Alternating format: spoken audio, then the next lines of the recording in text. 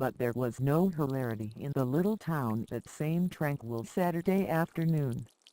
The Harpers and Aunt Polly's family were being put into mourning, with great grief and many tears. An unusual quiet possessed the village, although it was ordinarily quiet enough, in all conscience. The villagers conducted their concerns with an absent air, and talked little, but they sighed often. The Saturday holiday seemed a burden to the children. They had no heart in their sports, and gradually gave them up. In the afternoon Becky Thatcher found herself moping about the deserted schoolhouse yard, and feeling very melancholy. But she found nothing there to comfort her. She soliloquized, "Oh, if I only had a brass and iron knob again.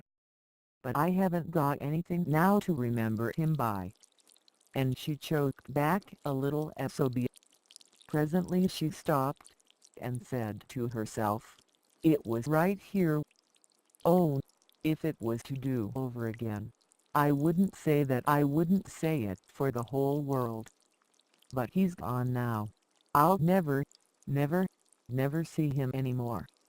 This thought broke her down, and she wandered away, with tears rolling down her cheeks.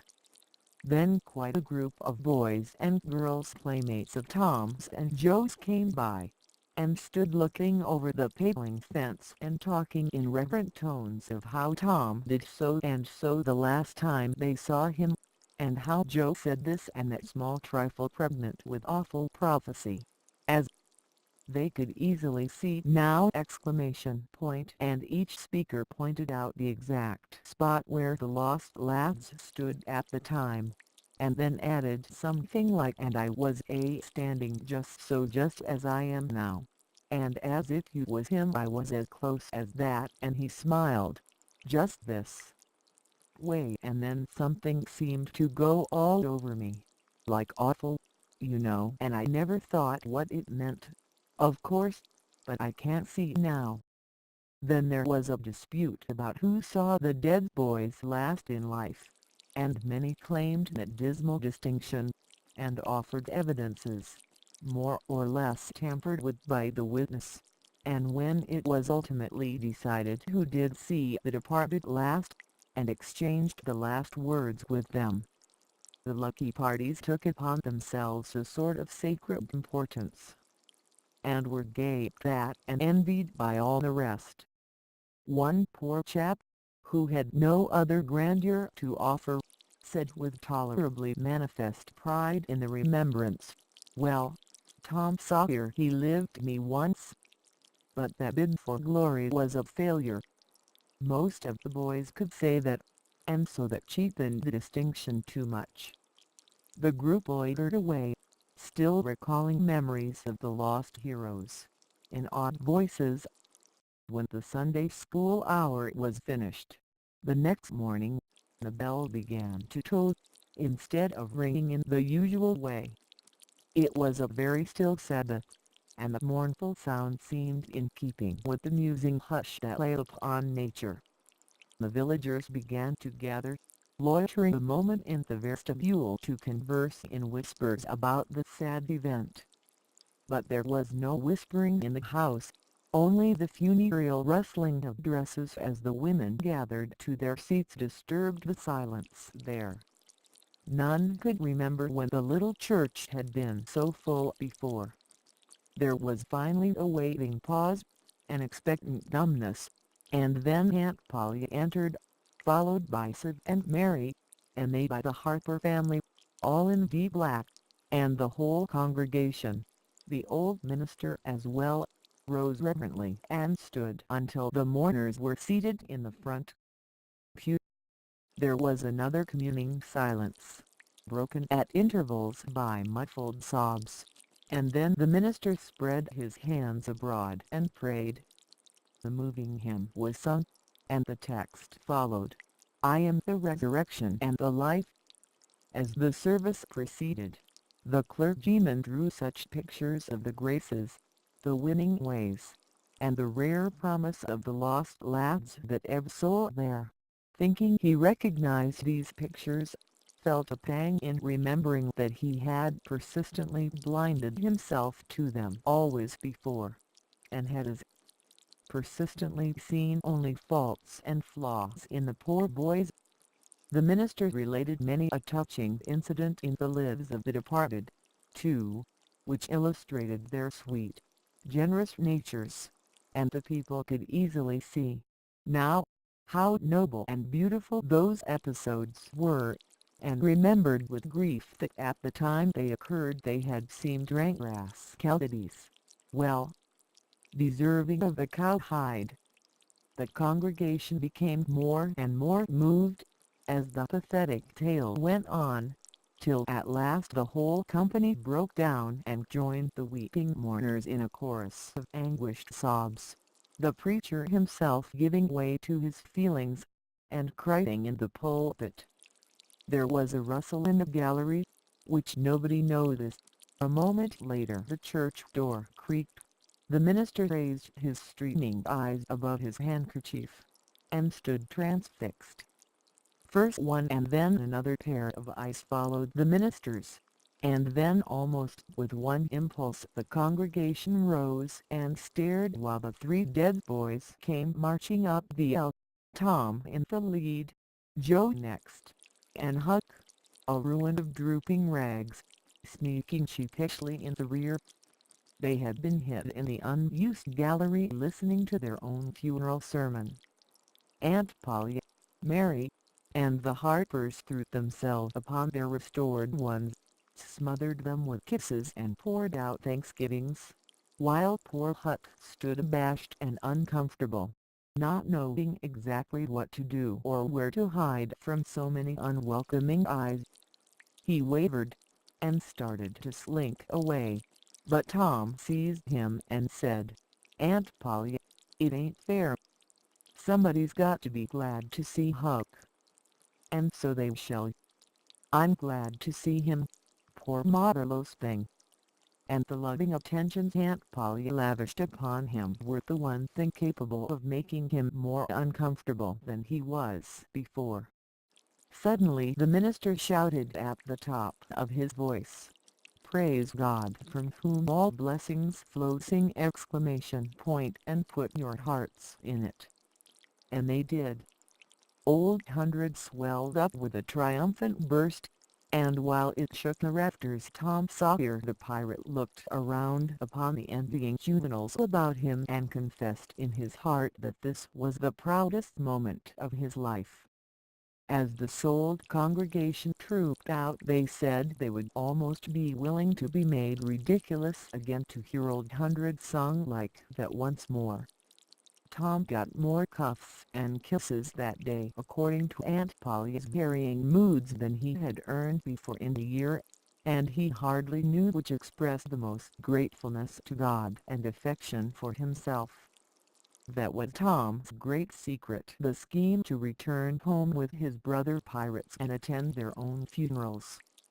They had paddled over to the Missouri shore on a log, at dusk on Saturday, landing 5 or 6 miles below the village. They had slept in the woods at the edge of the town till nearly daylight, and had then crept through back lanes and alleys and finished there. Sleep in the gallery of the church among a chaos of invalid benches. At breakfast, Monday morning, Aunt Polly and Mary were very loving to Tom, and very attentive to his wants. There was an unusual amount of talk. In the course of it Aunt Polly said, "Well, I don't say it wasn't a fine joke, Tom, to keep everybody suffering most a week so you boys had a good time, but it is a pity you could be so hard-hearted as to let me suffer so. If you could come over on a log to go to your funeral, you could have come over and give me a hint some way that you weren't dead, but only run off." "Yes, you could have done that, Tom," said Mary, "and I believe you would if you had thought of it." "Would you, Tom?" said Aunt Polly, her face lighting wistfully. "Say, now, would you, if you'd thought of it?" Well, I don't know. Today spoiled everything. Tom, I hoped you loved me that much, said Aunt Polly, with a grieved tone that discomforted the boy. It would have been something if you'd cared enough to think of it, even if you didn't do it. Now, Auntie, that ain't any harm, pleaded Mary. It's only Tom's giddy way. He is always in such a rush that he never thinks of anything. More the pity, Sid would have thought, and Sid would have come and done it, too. Tom, you'll look back, someday, when it's too late, and wish you'd care a little more for me when it would have cost you so little. Now, Auntie, you know I do care for you, said Tom. I'd know it better if you acted more like it. I wish now I'd thought, said Tom, with a repentant tone, but I dreamt about you, anyway. That's something, ain't it? It ain't much a cat does that much, but it's better than nothing. What did you dream? Why, Wednesday night I dreamt that you was sitting over there by the bed, and Sid was sitting by the wood box, and Mary next to him. Well, so we did. So we always do. I'm glad your dreams could take even that much trouble about us. And I dreamt that Joe Harper's mother was here. Why, she was here.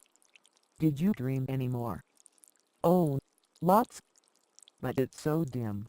Now, well, try to recollect, can't you? Somehow it seems to me that the wind blowed the. Try harder, Tom. The wind did blow something. Come. Tom pressed his fingers on his forehead an anxious minute, and then said, I've got it now. I've got it now. It blowed the candle. Mercy on us. Go on, Tom, go on. And it seems to me that you said, why, I believe that the door. Go on, Tom. Just let me study a moment, just a moment. Oh, yes, you said you believed the door was open. As I'm sitting here, I did. Didn't I, Mary? Go on. And then, well, I won't be certain, but it seems like as if you made Sid go and, well, well, what did I make him do, Tom? What did I make him do? You make him you make him shut it. Well, for the land's sake. I never heard the beat of that in all my days. Don't tell me there ain't anything in dreams anymore. Fear Harper shall know of this before I'm an hour older. I'd like to see her get around this with her rubbish about superstition. Go on, Tom. Oh, it's all getting just as bright as day, now. Next you said I warned bad, only mischievous and harum-scarum, and not any more responsible than I think it was a colt, or something. And so it was.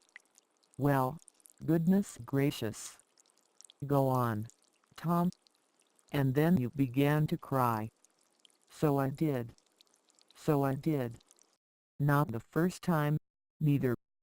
And then Mrs. Harper she began to cry, and said Joe was just the same, and she wished she hadn't whipped him for taking cream when she'd throwed it out her own self. Tom, the spirit was upon you.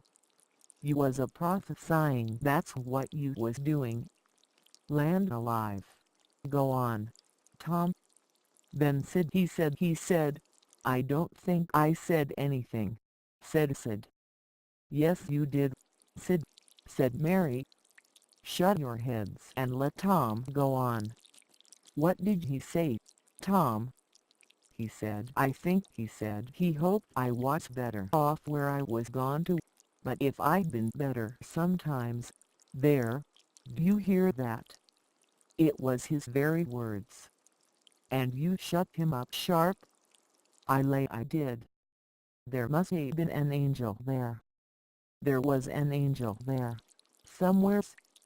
And Mrs. Harper told about Joe scaring her with a firecracker, and you told about Peter and the painkiller, just as true as I live. And then there was a whole lot of talk about dragging the river for us, and about having the funeral Sunday, and then you and old Miss Harper hugged and cried, and she went. It happened just so. It happened just so, as sure as I'm sitting in these very tracks. Tom, you couldn't told it more like if you'd seen it. And then what? Go on, Tom. Then I thought you prayed for me and I could see you and hear every word you said. And you went to bed. And I was so sorry that I took and wrote on a piece of sycamore bark, "We ain't dead, we are only off being pirates," and put it on the table by the candle. And then you looked so good, laying there asleep, that I thought. I went and leaned over and kissed you on the lips. Did you, Tom? Did you? I just forgive you everything for that. And she seized the boy in a crushing embrace that made him feel like the guiltiest of villains. It was very kind, even though it was only a dream, said soliloquized just audibly. Shut up, said. The body is just the same in a dream as he'd do if he was awake. Here's a big melon apple I've been saving for you, Tom. If you was ever found again, now go long to school. I'm thankful to the good God and Father of us all I got you back. That's long-suffering and merciful to them that believe on him and keep his word, though goodness knows I'm unworthy of it. But if only the worthy ones got his blessings and had his hand too, help them over the rough places, there's few enough would smile here or ever enter into his rest when the long night comes. Go long, Sid, Mary, Tom, take yourselves off, you've hindered me long enough. The children left for school, and the old lady to call on Mrs. Harper and vanquish her realism with Tom's marvelous dream.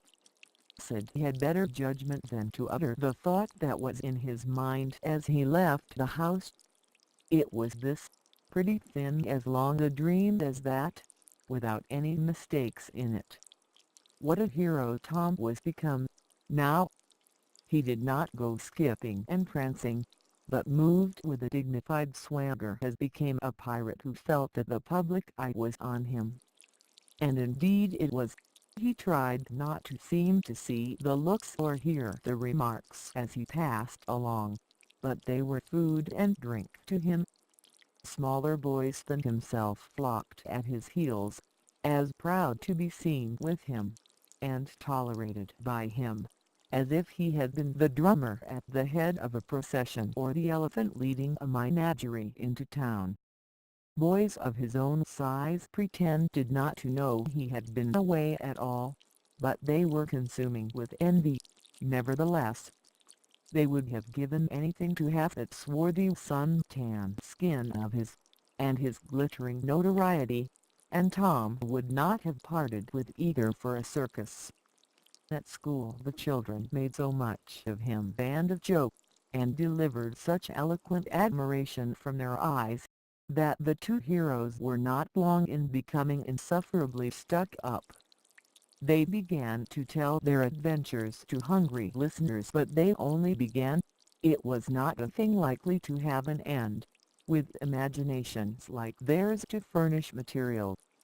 And finally, when they got out their pipes and went serenely puffing around, the very summit of glory was reached. Tom decided that he could be independent of Becky Thatcher now. Glory was sufficient. He would live for glory. Now that he was distinguished, maybe she would be wanting to make up. Well, let her. She should see that he could be as indifferent as some other people. Presently she arrived. Tom pretended not to see her. He moved away and joined a group of boys and girls and began to talk. Soon he observed that she was tripping gaily back and forth with flushed face and dancing eyes, pretending to be busy chasing schoolmates, and screaming with laughter when she made a capture. But he noticed that she always made her captures in his vicinity, and that she seemed to cast a conscious eye in his direction at such times, too. It gratified all the vicious vanity that was in him, and so, instead of winning him, it only set him up the more and made him the more diligent to avoid betraying that he knew she was about. Presently she gave over skylarking, and moved irresolutely about, sighing once or twice and glancing furtively and wistfully toward Tom.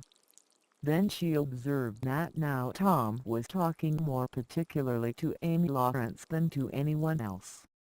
She felt a sharp pang and grew disturbed and uneasy at once.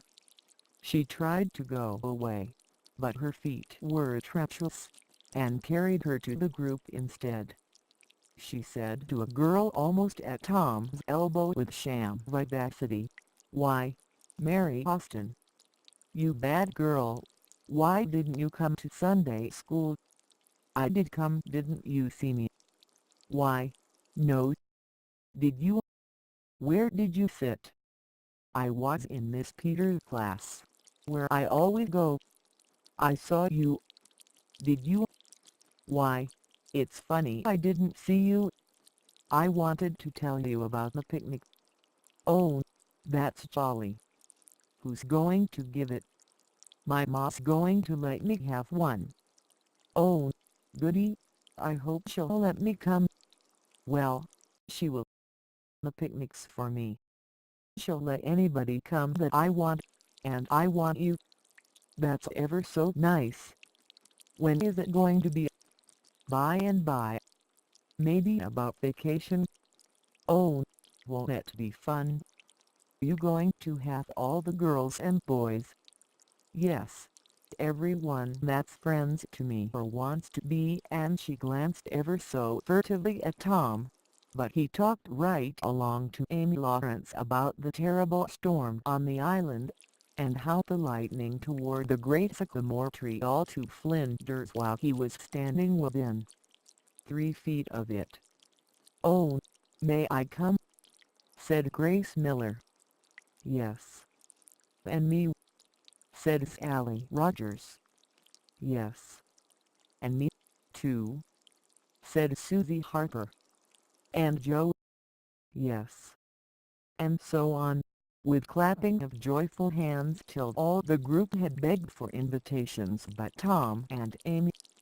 Then Tom turned coolly away, still talking, and took Amy with him. Becky's lips trembled and the tears came to her eyes. She hid these signs with a forced gaiety and went on chattering, but the life had gone out of the picnic, now, and out of everything else. She got away as soon as she could and hid herself and had what her sex call a good cry. Then she sat moody, with wounded pride, till the bell rang. She roused up, now, with a vindictive cast in her eye, and gave her plaited tails a shake and said she knew what she'd do. At recess Tom continued his flirtation with Amy with juvenile self-satisfaction, and he kept drifting about to find Becky and lacerate her with the performance. At last he spied her, but there was a sudden falling of his mercury. She was sitting cozily on a little bench behind the schoolhouse looking at a picture book with Alfred Temple, and so absorbed were they, and their heads so close together over the book, that they did not seem to be conscious of anything in the world besides. Jealousy ran red-hot through Tom's veins. He began to hate himself for throwing away the chance Becky had offered for a reconciliation. He called himself a fool, and all the hard names he could think of. He wanted to cry with vexation. Amy chatted happily along, as they walked, for her heart was singing, but Tom's tongue had lost its function. He did not hear what Amy was saying, and whenever she paused expectantly he could only stammer an awkward assent, which was as often misplaced as otherwise. He kept drifting to the rear of the schoolhouse, again and again, to sear his eyeballs with the hateful spectacle there. He could not help it, and it maddened him to see, as he thought he saw, that Becky Thatcher never once suspected that he was even in the land of the living. But she did see, nevertheless, and she knew she was winning her fight, too, and was glad to see him suffer as she had suffered. Amy's happy prattle became intolerable. Tom hinted at things he had to attend to, things that must be done, and time was fleeting. But in vain the girl chirped on. Tom thought, "Oh, hang her, ain't I ever going to get rid of her?" At last he must be attending to those things, and she said artlessly that she would be around when school let out. And he hastened away, hating her for it. Any other boy, Tom thought, grating his teeth. Any boy in the whole town but the St. Louis smarta that thinks he dresses so fine and is aristocracy. Oh, all right. I licked you the first day you ever saw this town, mister, and I'll lick you again. You just wait till I catch you out. I'll just take and he went through the motions of thrashing an imaginary boy, pummeling the air, and kicking and gouging. "Oh, you do you? You holler now. Do you? Now, then, let that learn you." And so the imaginary flogging was finished to his satisfaction. Tom fled home at noon. His conscience could not endure any more of Amy's grateful happiness, and his jealousy could bear no more of the other distress. Becky resumed her picture inspections with Alfred, but as the minutes dragged along and no Tom came to suffer, her triumph began to cloud and she lost interest. Gravity and absent-mindedness followed, and then melancholy. 2 or 3 times she pricked up her ears at a footstep, but it was a false hope. No Tom came. At last she grew entirely miserable and wished she hadn't carried it so far. When poor Alfred, seeing that he was losing her, he did not know how, kept exclaiming, "Oh, here's a jolly one. Look at this." She lost patience at last, and said, "Oh, don't bother me. I don't care for them," and burst into tears, and got up and walked away. Alfred dropped alongside and was going to try to comfort her, but she said, "Go away and leave me alone, can't you? I hate you." So the boy halted, wondering what he could have done, for she had said she would look at pictures all through the evening, and she walked on, crying. Then Alfred went musing into the deserted schoolhouse. He was humiliated and angry. He easily guessed his way to the truth. The girl had simply made a convenience of him to vent her spite upon Tom Sawyer. He was far from hating Tom the less when this thought occurred to him. He wished there was some way to get that boy into trouble without much risk to himself. Tom's spelling book fell under his eye. Here was his opportunity. He gratefully opened to the lesson for the afternoon and poured ink upon the page. Becky, glancing in at a window behind him at the moment, saw the act, and moved on, without discovering herself. She started homeward, now, intending to find Tom and tell him. Tom would be thankful and their troubles would be healed. Before she was halfway home, however, she had changed her mind. The thought of Tom's treatment of her when she was talking about her picnic came scorching back and filled her with shame. She resolved to let him get whipped on the damaged spelling book's account. and to hate him forever, into the bargain.